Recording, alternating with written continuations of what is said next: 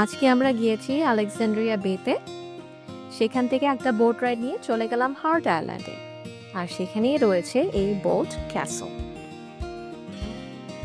1900 সালে George bolt এই আইল্যান্ডের কনস্ট্রাকশন শুরু করেন। এটা বানানো হচ্ছিল ওনার ওয়াইফ লুইসের জন্য। ওনারা চেয়েছিলেন প্রত্যেক সামারে ফ্যামিলি নিয়ে এখানে নিরিবিলি একটা টাইম কাটাবেন। এই যে আইল্যান্ডটা দেখছেন, এটার নাম হার্ট আইল্যান্ড, আবার শেপটাও কিন্তু হার্ট শেপে। এখন প্রশ্ন হলো, এরকমই কি শেপ ছিল? না। যখন জর্জ বোল্ট এটা কেনেন এই কনস্ট্রাকশন করার জন্য, উনি তখন নিয়ারবাই এরিয়া থেকে গ্রানাইট মাইনিং করে এই আইল্যান্ডের শেপটা চেঞ্জ করেন। কেননা এই ক্যাসল, এই কনস্ট্রাকশন সবকিছু তো হচ্ছিল ওনার প্রিয় ওয়াইফের জন্য।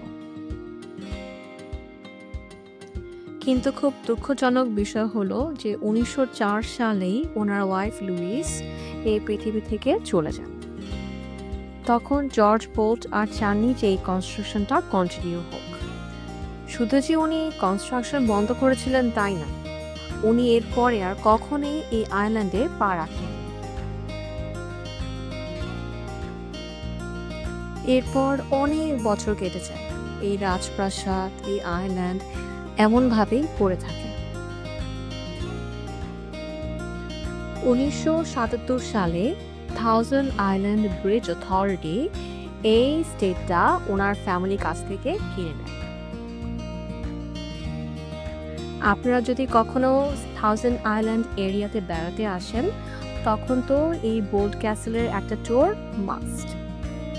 দেখবেন যখন এই আইল্যান্ডে একটুখানি হাঁটবেন, নদীর পাশ দিয়ে, বাগানের মধ্যে দিয়ে, রাজপ্রাসাদের মধ্যে দিয়ে যখন একটু ঘুরবেন, বুঝে যাবেন যে কেন এই জায়গাটা একটা খুব স্পেশাল জায়গা ছিল জর্জ বোল্ট এবং তার ওয়াইফের জন্য। আশা করি এই ভিডিওটা আপনাদের ভালো লেগেছে। Please like and subscribe.